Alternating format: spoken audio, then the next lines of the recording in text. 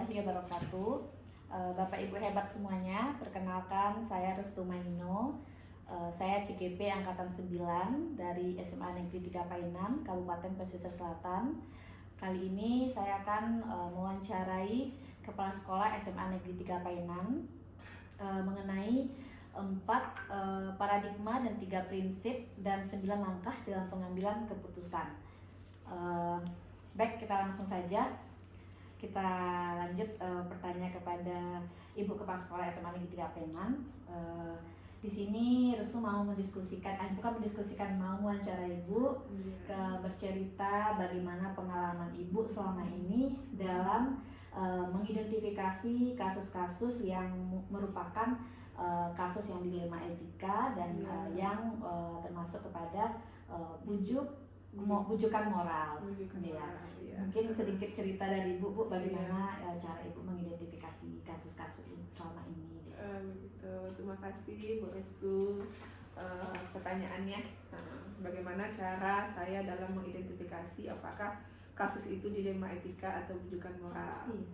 Caranya adalah dengan cara mengidentifikasi nilai-nilai kebajikan yang ada di kasus itu, Bu Restu. Kalau seandainya di sana, di kasus itu ada nilai-nilai kebenaran, dan kedua nilai kebenaran itu bertentangan, begitu, maka itu termasuk dilema etika.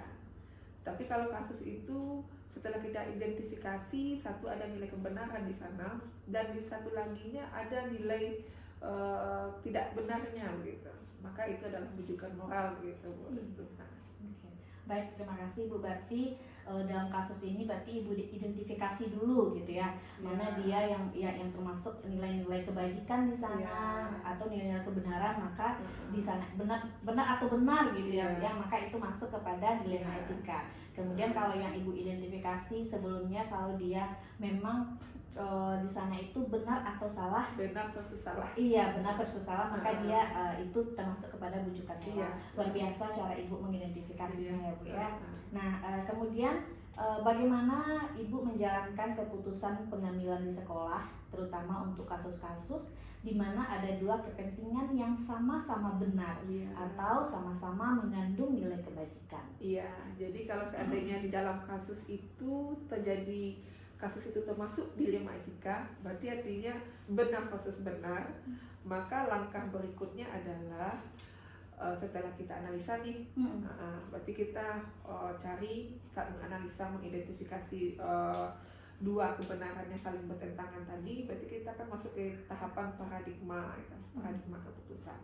Setelah itu kita cari informasi yang utuh terhadap kasus itu, Bu Restu. Supaya apa? Supaya kita mendapatkan informasi yang menyeluruh terhadap kasus itu, tidak di satu pihak saja, tapi di pihak lain yang terkait dengan kasus itu kita dapatkan, gitu. Dengan cara apa? Menghadirkan pihak-pihak terkait, apakah wali kelasnya atau wakil kesiswaan kalau kasusnya terkait dengan peserta didik, begitu. Nah, lalu berikutnya baru kita putuskan, Bu Restu. Setelah kita dapat informasi yang utuh terhadap kasus itu dan juga sudah kita identifikasi bahwa kasus ini adalah kasus benar versus benar, gitu, maka kita putuskan, kita ancang-ancang, kita beri perencanaan bahwa saya memutuskan yang ini, gitu kan. Ada tiga prinsip pengambilan keputusan. Nah, dalam mengambil yang mana yang mau kita ambil, itu tetap berpihak kepada yang mana kebermanfaatannya paling luas di antara yang tiga itu, gitu.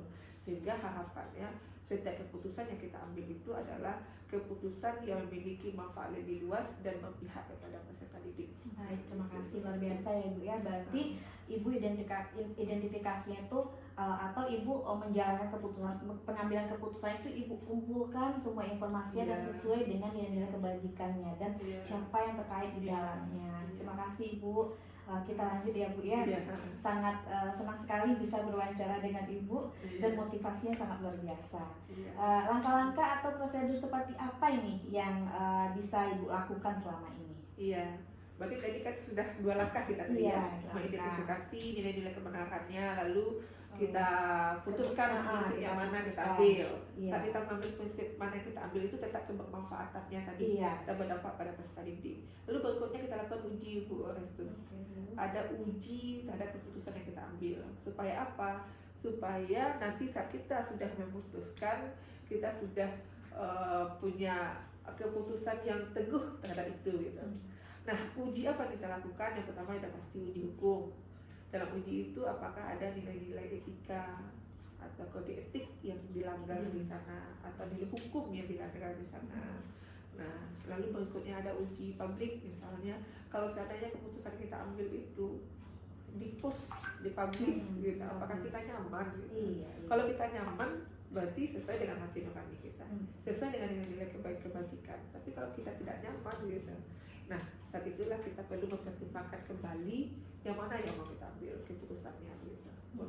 Baik Bu, berarti memang ada uji hukumnya, Iya. uji publiknya yang benar-benar Iya. manfaatnya gitu Iya. ya. Memang tidak ada yang kita langgar gitu. Iya. Oke, baik Ibu. Dalam pengambilan keputusan pada kasus-kasus dilema etika, hal-hal apa saja sih yang selama ini Ibu anggap efektif? Yang paling efektif itu ya seperti yang disebutkan tadi itu, bahwa kita analisa dulu, identifikasi dulu nilai kebenaran apa yang saling bertentangan. Lalu berikutnya yang mana yang mau akan kita putuskan. Nah, keberpihakan ke nilai kebenaran mana gitu. Nah, sebelum kita memutuskan itu, tentunya kita harus punya informasi yang utuh terhadap itu. Lalu berikutnya memang uji publik itu sangat efektif gitu, dibandingkan uji-uji yang lainnya. Kalau uji hukum udah jelas gitu. Kalau uji hukum, kalau ada hukum di sana udah otomatis berarti udah menunjukkan moral dia, berarti udah jelas nilai kebenaran yang kita ambil. Nah, uji publik ini tujuannya biar kita benar nggak ya yang kita ambil ini gitu, berdampak luas yang lebih positif nggak ya gitu, dengan adanya uji publik ini. Berarti efektifnya itu bagaimana benar-benar keputusan tadi itu benar-benar bermanfaat bagi keberpihakan gitu ya Bu ya. Oke. Baik, kita lanjut Ibu. Dalam pengambilan keputusan pada kasus dilema etika, apa saja nih hal-hal yang selama ini merupakan tantangan Ibu? Iya, tantangan juga Bu Restu, karena ini dilema ya. Iya. Semua yang dilema itu pasti banyak tantangan. Iya Bu. Karena yang akan kita putuskan kedua-duanya benar gitu. Kedua-duanya benar, dan di sini bagaimana kebijakan kita mengambil nilai kebenaran yang memiliki dampak yang lebih luas, berdampak luas dan berpihak kepada peserta didik. Dan untuk memutuskan itu memang memiliki tantangan begitu. Memiliki tantangan, maka bagaimana kita menyikapi tantangan itu yang seperti tadi. Sebelum kita memutuskan, kita harus punya informasi yang utuh dulu terhadap kasus itu. Kita hadirkan dulu pihak-pihak yang terkait dengan itu gitu. Nah, lalu baru kita uji, apakah uji publik, uji idola, uji panutan ya. Misalnya kalau di uji panutan itu, misalnya siapa yang kita idolakan, apakah dia berada di kasus itu, menurut kita yang mana nih yang mereka ambil gitu. Nah, baik, terima kasih Ibu. Berarti tantangan ini memang pasti selalu ada gitu. Iya. Dan terutama sebelum kita mengambil keputusan, berarti tantangan Ibu tadi bagaimana mengumpulkan informasi-informasinya, karena kan tidak semua pihak yang sepihak dengan kita gitu ya Bu ya. Sehingga memang keputusan yang Ibu ambil berarti benar-benar bermanfaat bagi peserta didik. Baik, terima kasih Bu. Kita lanjut pertanyaannya. Nah, apakah Ibu memiliki sebuah jadwal tertentu dalam sebuah penyelesaian kasus dilema etika? Nah, apakah Ibu langsung menyelesaikan di tempat pada waktu itu, atau Ibu memiliki sebuah jadwal untuk menyelesaikannya nih gitu, atau schedule lah ibaratnya gitu ya. Nah, bentuk atau prosedur seperti apa yang Ibu jalankan dalam membuat jadwal itu? Iya. Kalau jadwal khusus tidak ada, Bu Restu. Yang ada itu saat kasus itu terjadi atau satu permasalahan itu muncul, maka kita diminta untuk memutuskan apa nih yang akan kita lakukan terhadap permasalahan itu.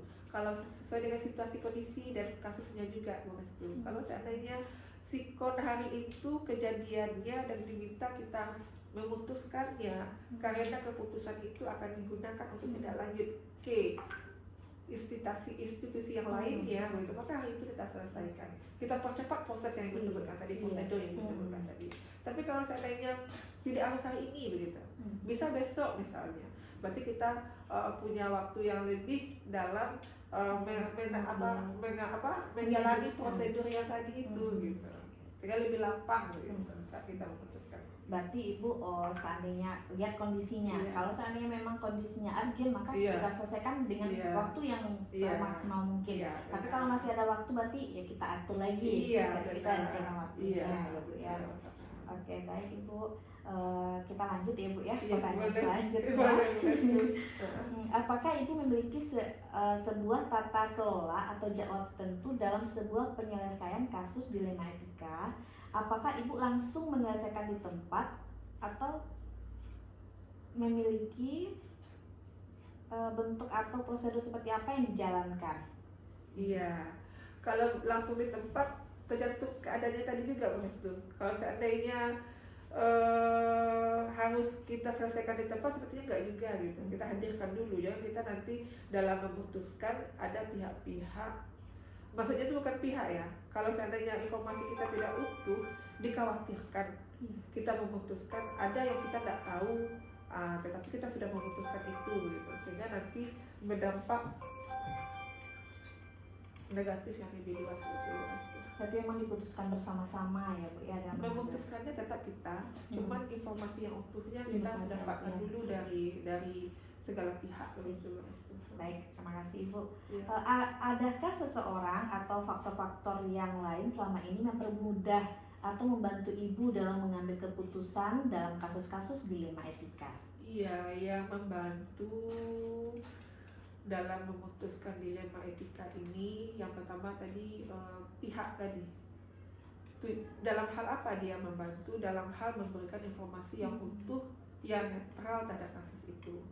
Sehingga kita punya gambaran yang luas, gambaran yang menyeluruh terhadap kasus itu sangat membantu kita. Sehingga nilai kebenaran mana yang akan kita ambil keputusannya itu sangat memudahkan kita dan sangat meminimalisir resiko terhadap peserta didik gitu. Lalu berikutnya mindset kita juga membantu gitu. Mindset kita dalam memutuskan segala sesuatu itu bahwa mindset kita bahwa sebuah keputusan yang akan kita ambil itu adalah yang memiliki keberpihakan yang lebih luas terhadap peserta didik dan terhadap sekolah begitu. Luar biasa ya Bu ya, implementasi pemikiran ke depan itu memang untuk kemanfaatannya itu untuk peserta didik gitu ya Bu ya, benar-benar tidak dirugikan peserta didik gitu ya Bu ya, dan benar-benar memang harus kita efektif juga dalam mengambil keputusan. Baik Ibu, ini yang terakhir nih Bu. Iya, silakan. Dari semua hal yang telah Ibu sampaikan tadi, pembelajaran apa yang dapat Ibu petik dari pengalaman Ibu mengambil keputusan dilema etika? Iya, pembelajarannya bahwa di antara yang benar itu tetap perlu kita pilih juga ternyata itu. Kalau dilema etika itu kan benar versus benar gitu ya. Jadi artinya apapun yang kita ambil kan sudah berada di dalam pihak yang benar kan begitu. Tetapi kita diminta di sana supaya arif dan bijaksana dalam memilih yang benar itu, yang memiliki kebermanfaatan yang luas. Sehingga dengan adanya dilema etika ini, dengan adanya kita dapat pencerahan atau informasi atau ilmu dari pendidikan guru penggerak ini, tambah memberikan pencerahan dan paradigma baru bagi kita sebagai pemimpin pembelajaran di sekolah, bahwa di antara yang benar dan data benar versus benar itu kita perlu juga memutuskan salah satunya, sehingga nantinya di antara itu terkecil lah resikonya begitu. Baik, luar biasa ya Bu ya. Banyak hal yang bisa saya ambil dari pengalaman Ibu tadi, bahwa dilema etika benar versus benar itu, sekalipun dia benar tetap kita identifikasi dengan langkah 439, 4 paradigma, 3 prinsip dan 9 langkah tadi gitu ya Bu ya. Bahwa keputusan yang kita ambil apakah benar-benar kebermanfaatannya itu memang sudah luas kah, atau memang sudah tepat sasaran untuk peserta didik gitu. Baik, terima kasih Ibu untuk pengalaman berbagi pengalaman hari ini. Semoga apa yang Ibu berikan kepada saya bisa menjadi motivasi bagi saya, terutama setelah melaksanakan guru penggerak. Selamat juga Pak Bu. Iya Bu. Terima kasih. Sampai di sini dulu. Assalamualaikum warahmatullahi wabarakatuh. Assalamualaikum warahmatullahi wabarakatuh. Baiklah, perkenalkan saya Restu Maino, CGP Angkatan 9 dari SMA 3 Painan, Kabupaten Pesisir Selatan. Kali ini saya akan mewawancarai Kepala Sekolah SMA 2 Bayang dalam materi nilai-nilai kebajikan pengambilan keputusan. Baik Pak, saya mulai saja wawancaranya Pak. Dalam pengambilan keputusan berbasis nilai. Baiklah, pertanyaan yang pertama, bagaimana selama ini Bapak mengidentifikasi kasus-kasus yang merupakan dilema etika atau bujukan moral? Ya, terima kasih Restu. Kalau kami sebagai pimpinan tentu kami mendedikasi berdasarkan informasi dari guru studi, kemudian dari wakil kesiswaan, guru TK. Disitulah kita bisa menemukan kasus-kasus siswa yang dilema etika maupun bujukan moral tadi. Nah, situ kita bisa melihat kasus-kasus yang ada.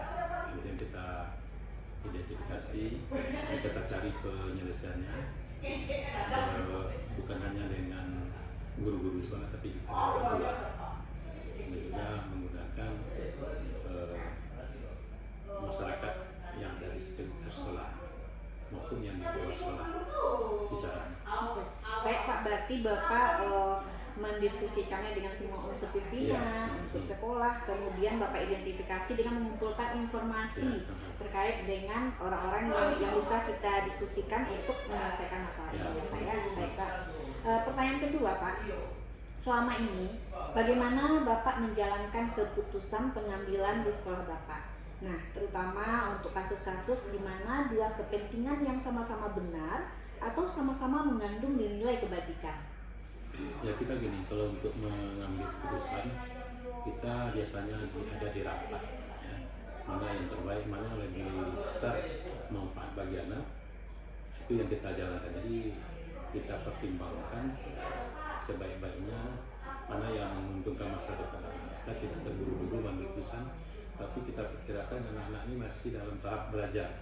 Mana tahu suatu saat dia berubah, maka kita jadikan dia itu di posisi yang bukan bagi dia dan tidak merugikan nama baik sekolah. Jadi untuk masa depannya kita, dan dia masih umur 16 atau 17 tahun kan, nah, kita sanksi yang berat tidak, tapi kita beri pembelajaran, kesadaran. Baik Pak, berarti pembelajaran yang mana mereka bisa melanjutkan lagi atau kemanfaatan peserta didik ini yang lebih nomor satu gitu ya Pak ya. Baik Pak, ya, kita lanjut ya Pak, langkah-langkah atau prosedur seperti apa nih yang biasa Bapak lakukan selama ini? Ya gini, kalau kita tuh di SMA Negeri 2 Bayang ini memang bertahap, mulai dari guru bidang studi, ada kasus di bidang studi laporkan ke wali kelas. Kemudian wali kelas menyelesaikan, kiranya bisa selesai oleh wali kelas, bisa sampai wali kelas. Tapi kalau dia tidak bisa, wali kelas nanti menyampaikan ke BK.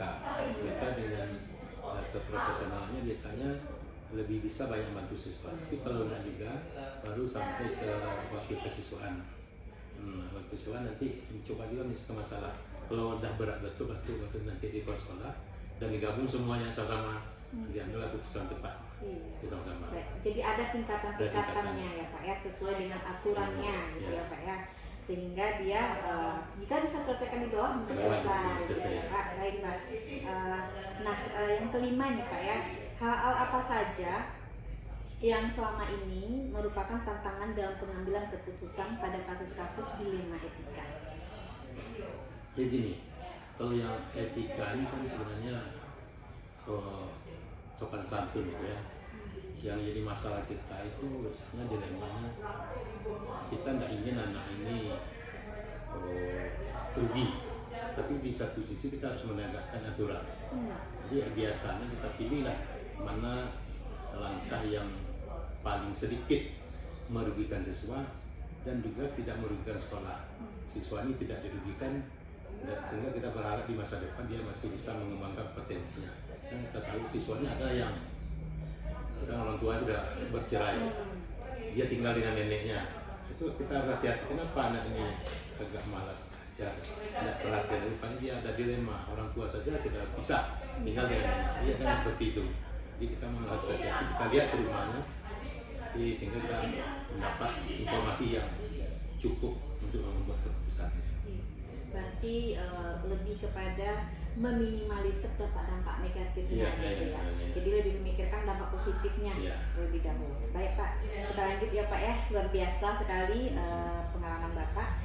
Nah, hal-hal apa saja nih yang selama ini Bapak anggap efektif dalam pengambilan keputusan pada kasus-kasus dilema etika? Menurut Bapak, yang efektif? Yang efektif biasanya tentu kita menggali informasi dan itu kita tahu persis apa permasalahannya. Bertahap kita harus tahu betul, bukan kita gegabah untuk ambil keputusan. Kita dalami, dia tidak tertekan, kemudian tahu masalah yang sebenarnya baru kita carikan solusi. Sehingga dalam ini bisa terlindungi, dia tidak malu menyatakan masalahnya dan juga tidak tidak disembunyikan masalah itu. Sehingga solusi yang tepat untuk menyelesaikan masalah itu bisa kita cari bersama-sama dengan guru, BK, dan juga wakil keseluruhan dan guru yang lain itu cari. Jadi ada tahap-tahapnya. Baik, kita lanjut nomor 6 Pak. Apakah Bapak memiliki sebuah jadwal, schedule, tata kala tertentu dalam sebuah penyelesaian kasus dilema etika? Apakah Bapak langsung menyelesaikan pada waktu itu di tempat atau memang memiliki sebuah jadwal untuk menyelesaikannya? Bentuk atau prosedur seperti apa nih yang Bapak jalankan? Jadi kita gini, di sekolah ini yang punya jadwal khusus itu sebenarnya di BK. Jadi BK kalau bisa diselesaikan oleh BK, saya tidak sampai ikut saya. Tapi kalau ada yang tidak bisa diselesaikan oleh guru BK, baru kita ikut. Jadi jadwalnya ada di BK. Dia dengan rutin memantau siswa. Setiap hari malah. Kalau ada masalah, kalau bisa diselesaikan oleh guru BK, tidak sampai di BK. Berarti memang kita lihat kondisinya. Kalau memang bisa diselesaikan langsung, berarti diselesaikan ya Pak ya. Baik Pak. Apakah adakah faktor yang selama ini mempermudah atau membantu Bapak, atau ada seseorang juga nih yang bisa membantu Bapak dalam pengambilan keputusan dalam kasus-kasus dilema etika ini? Begini, kalau di sekolah negeri ini kebetulan kita kerjasama mulai guru dan studi, kemudian juga guru BK, wakil siswa, wakil lain, kurikulum, kemudian sarana, dan juga masyarakat juga bisa membantu memberikan solusi, menginformasikan hal-hal yang terjadi di lingkungan sekolah. Misalnya ada siswa yang juga masuk misalnya, padahal seharusnya tidak masuk itu kita di SMS oleh dalam PD luar, Pak ini masih ada siswa sini Pak, masih ada beberapa orang, nanti kita jemput dengan satpam. Nah, itu cara. Berarti Bapak berkolaborasi dengan baik dengan dalam lingkungan, maksudnya itu guru mapel, BK, wali kelas, tapi juga dengan masyarakat sekeliling ya Pak ya. Dan ini tentunya membuat Bapak dalam pengambilan keputusannya memang benar-benar sudah efektif, maksimal gitu ya Pak. Baik Pak, yang terakhir nih Pak, dari semua hal yang telah Bapak sampaikan, pembelajaran apa yang dapat Bapak petik dari pengalaman Bapak mengambil keputusan dilema etika ini? Jadi pengalaman yang bisa dipetik dari dilema etika ini, mengambil keputusan itu kan kita dengan cara bersama-sama kita objektif dalam menyelesaikan masalah, sehingga saat mengambil keputusan kita tidak salah mengambil keputusan, tidak ada dampak setelah itu, tetap tidak ada aman gitu. Orang tua siswa ada protes, kemudian dari guru juga setuju gitu, sehingga pas diambil keputusan memang sudah sesuai dengan yang diharapkan oleh kedua belah pihak. Oke, berarti memang Bapak hati-hati sekali dalam mengambil keputusan sehingga Bapak memikirkan dampak positif dan pastinya adalah keberpihakan kepada peserta didik dan pastinya kemanfaatan yang luas untuk peserta didik ya Pak ya. Sangat luar biasa Pak, pengalaman Bapak menjadi motivasi bagi saya, khususnya sebagai guru penggerak. Mungkin sekian dulu wawancaranya Pak. Terima kasih. Assalamualaikum warahmatullahi wabarakatuh. Kami juga ucapkan terima kasih banyak sudah dikunjungi ujian.